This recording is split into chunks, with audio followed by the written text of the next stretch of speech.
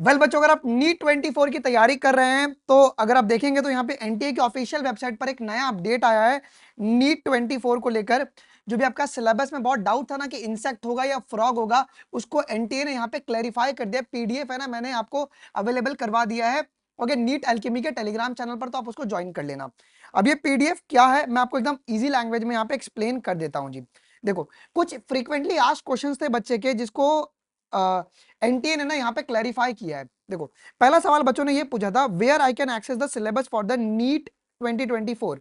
तो यहाँ पे बोला गया, आंसर के फॉर्म में रिप्लाई दिया गया कि एनएमसी के तुम ऑफिशियल वेबसाइट पे देख सकते हो, और ये एकेडमिक ईयर 2024 और 25 के लिए वैलिड रहेगा।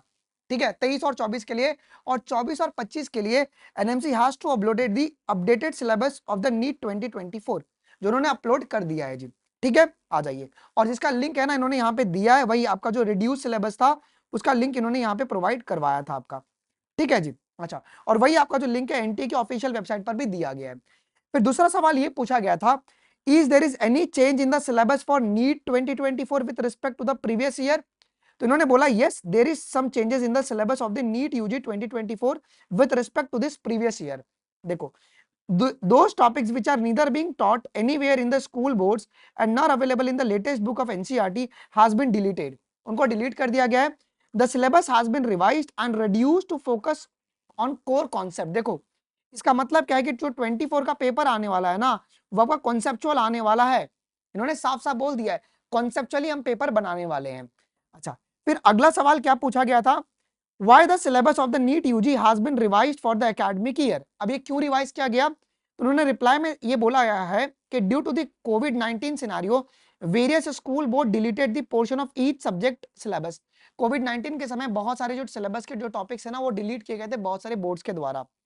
The deleted portion is still not being taken up by this boards. जैसे स्टेट बोर्ड्स ने क्या किया ना, उसको अभी तक रिकवर नहीं किया है।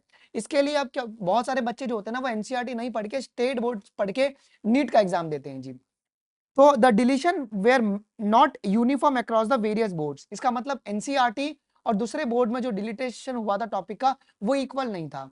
Hence a number of request were received by the NTA for the revision of the syllabus. तो बहुत सारी बोर्ड ने ना रिक्वेस्ट किया था एनटीए को कि भैया तुम सिलेबस को रिवाइज कर दो। उसका देखा देखी इन्होंने सिलेबस को रिवाइज कर दिया। अब ये सबसे बहुत इंपॉर्टेंट क्वेश्चन पूछा गया है, देखो क्या। In the unit 2 of the biology syllabus, it is written of an insect frog, but frog is not an insect। तो इन्होंने ये बोला है, it should be read as a insect and a frog। अब यहाँ पे इंसेक्ट कौन है आपका, कॉकरोच। तो आपको कॉकरोच यहाँ पे पढ़ना पड़ेगा बच्चों, कॉकरोच और फ्रॉग आपको दोनों पढ़ना है। बहुत इंपॉर्टेंट है, इंसेक्ट एंड फ्रॉग, और नहीं है ना ये। तो आपको कॉकरोच भी पढ़ना है और आपको फ्रॉग भी यहाँ पे पढ़ना है बच्चों। अच्छा, अब there are few topics included in the updated syllabus but those are not given in the new NCERT biology। वो न्यू एनसीईआरटी बायोलॉजी में नहीं, जैसे कि मेलविएसी फैमिली वाला जो है, ब्रासिकेसी वाला है। देखो, these topics has been added as these are being taught in the various school boards like in the Maharashtra State Board of the Secondary। Okay, Maharashtra board में आपका वो सारी फैमिलीज है, तो वो मैं आपको पढ़ा दूंगा, टेंशन मत लो जी। ठीक है, इवन बिहार का जो बोर्ड है उसके अंदर भी वो सारी फैमिलीज हैं आपकी। फिर बाद में एनआईओएस है जो national institute of open schooling है, उसके अंदर भी वो सारी टॉपिक्स पढ़ाई जाती हैं। Jammu and Kashmir board of school, Nagaland board of school education and board of secondary education Manipur. तो मतलब हमें क्या करना पड़ेगा ना, इनकी टेक्स्ट बुक को एक बार रिफर करना पड़ेगा। तो आपको रिफर करने की जरूरत नहीं है। अगर आप चाहते हो कि मैं वो रिफर्ड पार्ट आप लोग को पढ़ा दूं तो कमेंट सेक्शन में आप मुझे बता देना, मैं उन्हीं के जो टेक्स्ट बुक है ना वो मैं आपको लाइन वाइज मैं रीड करवा दूंगा। ठीक है। अच्छा, when will be the online application form will be given. तो उन्होंने ये बोला है कि ऑफिशियल वेबसाइट पर अपलोड कर दिया जाएगा, आपको बिल्कुल भी टेंशन लेने की बात नहीं है जी। तो दो मेजर बदलाव ये हुआ है कि आपका कॉकरोच और फ्रॉग आपको दोनों पढ़ना है। जो नए टॉपिक आपके ऐड हुए हैं वो सारी आपके इन सारी बोर्ड्स में अवेलेबल है, आप लोग जाके देख सकते हो जी। ठीक है, तो बिल्कुल भी टेंशन लेने की बात यहाँ पे नहीं है। अच्छा बच्चों, कल सुबह का मैंने सिलेबस जो है ना आप लोग को यहाँ पे अवेलेबल करवा दिया है। कल सुबह हमारी 10 बजे क्या होने वाली है जी, ह्यूमन रिप्रोडक्शन का हम लोग करने वाले हैं 210 एमसीक्यूज। तो जरूर से आप लोग एनरोल कर लेना।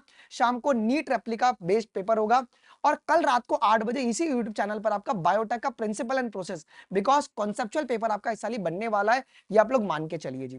ठीक है, अगर इसके बाद भी अगर सिलेबस के अगर बच्चों अगर आपको सिलेबस के रिगार्डिंग कोई भी डाउट रहेगा, do let us know in the comment section. मैं आपकी सारी डाउट्स को यहाँ पे रिजॉल्व करूंगा और कुछ भी लेटेस्ट अपडेट आता है तो सबसे पहले आपको इसी यूट्यूब चैनल पर मिलने वाला है। तो आप लोग इस चैनल को भी सब्सक्राइब कर लेना और बिल्कुल भी मिस मत करना, क्योंकि अब कॉकरोच और इनसे आपको क्या कहते हैं, ये फ्रॉग दोनों पढ़ना है, तो ये दोनों आपको बात ध्यान रखना है। मिलते हैं अगले वीडियोस में, अभी के लिए बस इतना है। थैंक यू, जय हिंद।